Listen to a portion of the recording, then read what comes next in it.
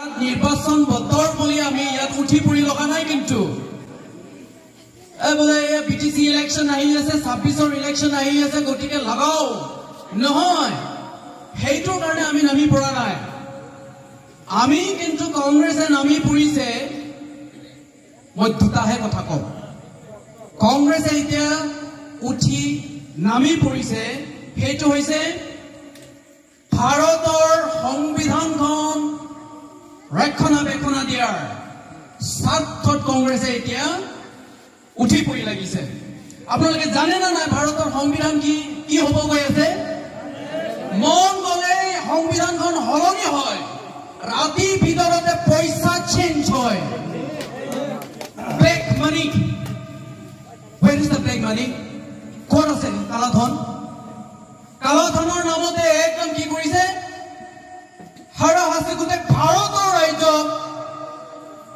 GST লগাই দিছে ভাই Oh God. GST লগাই দিছে এতিয়া GST আহাৰ পৰাই আমাৰ নিচিনা মিডল ক্লাস ফ্যামিলি দুখীয়া শ্ৰেণীৰ ফ্যামিলি জীয়াই থকাৰ কাৰণে ইমানে কষ্ট হৈ আছে ধনী হৈ গৈ আছে ভাই এমএলএ এমপি মিনিষ্টাৰ ব্যৱসায় হৈ গৈ আছে কিন্তু আমাৰ নিচিনা দুখীয়া সাধাৰণ মানুহৰ কাৰণে জীয়াই থকাটো অসম্ভৱ হৈ পৰিছে যদি প্ৰত্যেক বছৰে এনেকে যদি মূল্য বৃদ্ধিবিলাক যদি বাঢ়ি গৈ থাকে ভাই আমি কি কৰিম আমি মৰিব লাগিব আমি একচুয়ালি বাঁচি থাকিবলৈ আমাৰ শক্তি নাথাকিব দুই নম্বৰ কথাটো হৈছে জানে ভাৰতৰ সংবিধানত ইমান এটা ধুনীয়া পুনৰ আখৰেৰে লিখি থোৱা আছে সেকুলাৰিজম ধৰ্ম নিৰপেক্ষতা ভাৰতে আমাক অধিকাৰ দিছে এইখন দেশত যিকোনো ধৰ্ম আমি গ্ৰহণ কৰি জীয়াই থকাৰ আমাৰ এটা অধিকাৰ আছে কিন্তু এতিয়া আমি দেখিছো সেইটো নাইকিয়া হ'ব গৈ আছে ভাৰত সৰকাৰ বৰ্তমানেৰ বিজেপি সৰকাৰ তেওঁলোকে কি কৰিব বিচাৰিছে জানে এটা শব্দ সেকুলাৰিজম ধৰ্ম নিৰপেক্ষতা যেটো শব্দ আছে এইটো নাইকিয়া কৰিব বিচাৰিছে যদি সেইটো নাইকিয়া কৰি বিচাৰে তেতিয়াহ'লে কেনেকৈ হ'ব ভাৰত স্বাধীন কৰাৰ সময়ত কিন্তু সকলো ধৰ্ময়ে লাগি ধৰি ভাৰতখন ৰচনা কৰিছিলে ভাৰতত কি কৰিছিলে কোঅপাৰেশন দিছিলে ভাৰতৰ কিছুমান মুছলমান ভাইবিলাকক সেই তেতিয়া তাহানি জৱাহৰলাল নেহৰুৰ প্ৰধানমন্ত্ৰী প্ৰয়াত জৱাহৰলাল নেহৰু প্ৰধানমন্ত্ৰী থাকোঁতে ভাৰতৰ মুছলমানবিলাকক সোধা হৈছিলে আপোনালোকে মোহাম্মদ জিন্না তেখেতৰ লগত থিয় হ'ব নে ভাৰতত আপোনালোকে থাকি যাব তেতিয়া ভাৰতৰ মুছলমানবিলাকে এটাহে শব্দ কৈছে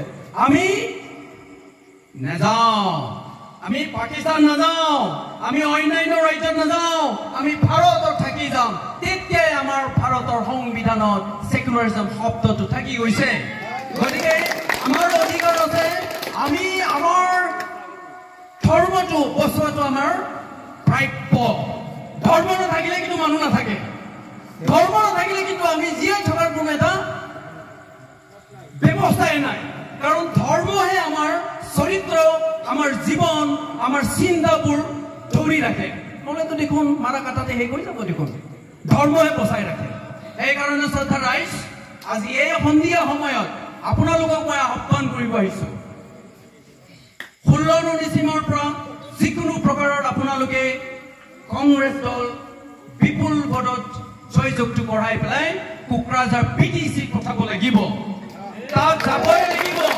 আৰু যদি নাযায় বিপদ নিশ্চিত দিনে দিনে বাতৰিত আপোনালোকে চাই থাকিব বাতৰিত কি প্ৰকাশ পাই আছে মইতো ভয়হে লাগি গৈছো মই ভাই বড়ো বসুমতাৰী মোৰ কাৰণে অসম সুৰক্ষিত মই অসমত ভয় কৰিব লগা নাই কিন্তু মোৰ এটা চিন্তা আছে এই মানুহবিলাকক চৰকাৰে কিয় হাৰাশাস্তি কৰি আছে অলপ দয়া নাই নেকি তেওঁলোকে ক'ব বিচাৰিছে ইভেকশ্যনৰ নামত বোলে চৰকাৰী ভূমিবিলাক সংগ্ৰহ কৰি আছে, দখল কৰি আছে, বোলে কংগ্ৰেছে ডাঙৰ ভুল কাম কৰিছে বোলে।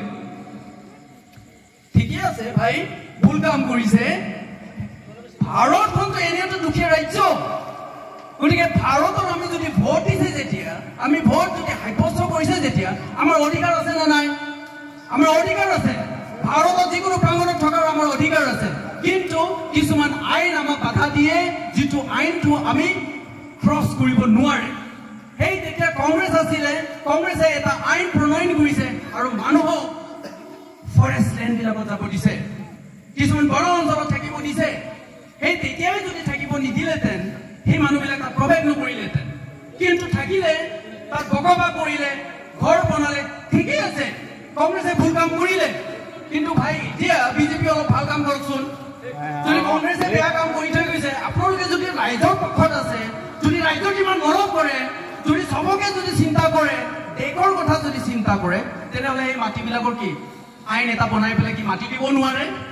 20 বিঘা মাটি কি 5 বিঘা দিব নোৱাৰে? 5 বিঘা জেগাত 1 বিঘা মাটি দিব নোৱাৰে? দিব পাৰে। সেইটো ভাল কামটো কৰকচোন। ঘৰ চেক কৰি ক'ত পঠাব? এই মানুহবিলাকত যাব। 30 বছৰ ইনকামত আজি মই 2টা পাকা ঘৰ বনালো, এক কেছ চেটে কি হ'ব? সেইটো মাৰ্ডাৰৰ বাহিৰে একো নাই। সেইকাৰণে শ্ৰদ্ধাৰ ৰাইজ, আপোনালোকে টঙালি বান্ধক, সিদ্ধান্ত লওক। আজিৰ পৰা আপোনালোকে কংগ্ৰেছৰ কাৰণে কাম কৰক। 16 ডিচেম্বৰ কংগ্ৰেছ প্ৰাৰ্থীগৰাকীক আপোনালোকে জিকাৰ কাম কৰক। গাঁৱে গাঁৱে যাওক, মানুহক কওক, আপোনালোকে মাতি আনক, আপোনালোকে তৈয়াৰ কৰক, আপোনালোকে গোটেই সিদ্ধান্ত ল'ব পাৰে।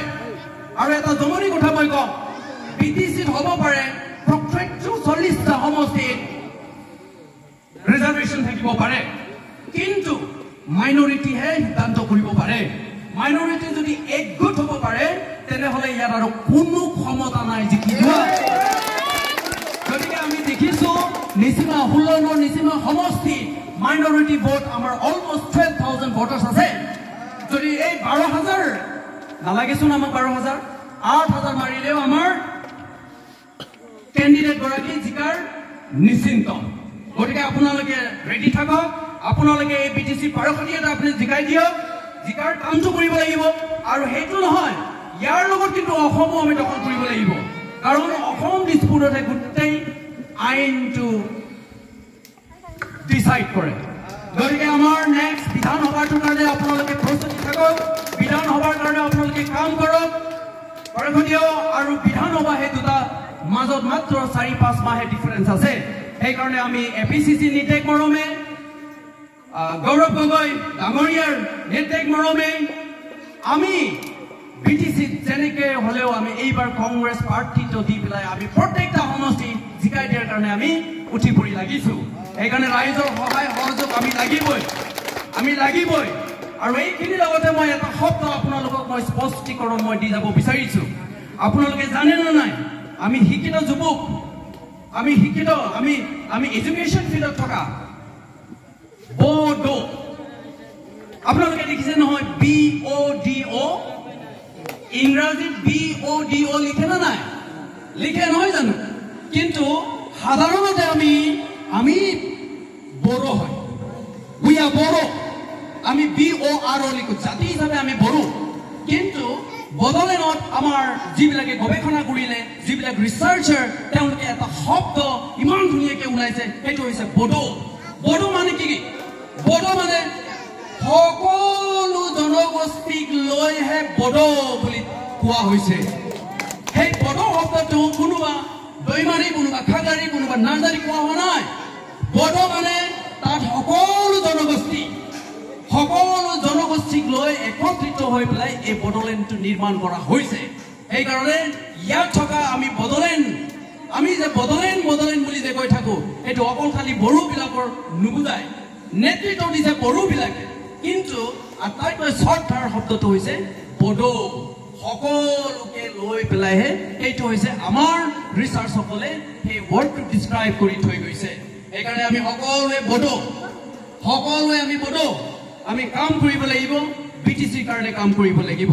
সদৌ শেষত মই এইটো আৰু এটা কথা কওঁ, শ্ৰদ্ধাৰ ৰাইজ, আমাৰ সিদ্ধান্ত লোৱাৰ সময়টো আহি পৰিছে যদি এই সিদ্ধান্তত যদি আমি ফেইল হয় তেনেহলে আমি বহুত সমস্যা সন্মুখীন হ'বলৈ কাৰণে আমিও প্ৰস্তুতি থাকিব লাগিব বিটিচিত বিভিন্ন প্ৰাংগণ আমি দেখিছো এসডিও সিভিল হুমাই আছে মেজিস্ট্ৰেট হুমাই আছে আমাৰ বিজনেছ অঞ্চল যেটো মই বিজনেছৰ পৰা আহিছো বিজনেছ সাব ডিভিজনত কোট মানে সৰকাৰি মাটি দখল কৰিছে বা য'ত সৰকাৰি মাটিত বহি আছে পিজিআৰ যি হওক তাত কি কৰিছে চৰকাৰে হুমাই হিচাপ নিকাহ কৰি আছে কি ঠিক কাইলৈ যদি ইয়াত বিপিএফ আহে ইউপিপিএল আহে আমিতো বাতৰিতে পাই আছো ইউপিপিএল আৰু বিপিএফ তেওঁলোকে এক লগ মিলি পেলাই বিজেপিৰ লগত সহায় আগবঢ়াব চৰকাৰ গঠন কৰাত যদি সেইটো হৈ যায় তেতিয়াহ'লে সমস্যাটো আহি পৰিব এতিয়া যেটো 5টা বছৰত আমি দেখিছো অলপ আগতে আমাৰ পূৰ্ব বক্তব্য ৰাখি কি কৈছে বিজেপি ইউপিপিএল একেই মন গ'লে ইউপিপিএল কিবা এটা কৰিম বুলি কৈছে কৰিব পৰা নাই এটা হ'বই সেইকাৰণে আমি উঠি পৰি লাগিছো এতিয়া আমি কি কৰিম সকলোৱে আমি মিলি পেলাই বিজেপি উখুৰাই পেলাই আমি নদীত পেলাব লাগিব ৰাইজ দেই আমি যেনেকৈ হ'লে বিজেপি আমি উঠাই পেলাই দিব লাগিব আমি বিপিএফৰ কথা একো নকওঁ ইউপিপিএলৰ কথা একো নকওঁ আমিও জানো তেওঁলোকো আমাৰ নিচিনাহে কিন্তু আমাৰ কংগ্ৰেছৰ যিটো ৰণনীতি এই ৰণনীতিটো হৈছে ধৰ্ম নিৰপেক্ষ আমি হেতু চাই আজি আমি নামি পৰিছো সেইকাৰণে আপোনালোকে কংগ্ৰেছ দলত আহক কংগ্ৰেছ দলৰ কাম কৰক কংগ্ৰেছ দলৰ এতিয়া বৰ্তমান 10 বছৰৰ যেটো আমাৰ চৰকাৰ নাই টকা পইচাৰ কাৰণে বহুত অসুবিধা কোনোবা বিপিএফ কোনোবা ইউপিপিএলৰ নিচিনা আমি তেনেকৈ টকা বিতৰণ কৰিব নোৱাৰি আমাৰ শক্তি নাই এতিয়া যি গৰাকী ক্যান্ডিডেট নিজে ওলাই আহিছে তেওঁ নিজৰ পকেটৰ পৰাহে আগবাঢ়ি আহিছে তেওঁ আগবাঢ়ি আহিছে কাক প্ৰটেকশ্যন দিবলৈ কাৰণে কাক প্ৰটেকশ্যন কৰিবলৈ কাৰণে ৰাইজক প্ৰটেকশ্যন কৰিবলৈ কাৰণে তেওঁ আহি আপোনালোকৰ মাজত উপস্থিত হৈছে সেইকাৰণে মই বিনম্ৰ অনুৰোধ জনাম আজি এই খৈৰাবাৰী অঞ্চলৰ ৰাইজক মই নমস্কাৰ জনাইছো মই ভাবিছো আপোনালোকে সঁচাকে আপোনালোকে সিদ্ধান্ত ল'ব নিশ্চিন্ত সহকাৰে আপোনালোকে ভোটৰ সময়ত আপোনালোকে ভোটটো প্ৰদান কৰিব আপোনালোকৰ বহুমূল্য ভোটটো আপোনালোকে দিব আৰু দি পেলাই আমাৰ নিচিমাৰ প্ৰাৰ্থী গৰাকী বিপুল ভোটত আপোনালোকে জয়যুক্ত কৰাব হেয়া মই কামনা কৰিলো সকলোকে মই পুনৰ ধন্যবাদ দি পেলাই মই মোৰ চব বক্তব্য ইমানতে সমাপ্ত কৰিছো ধন্যবাদ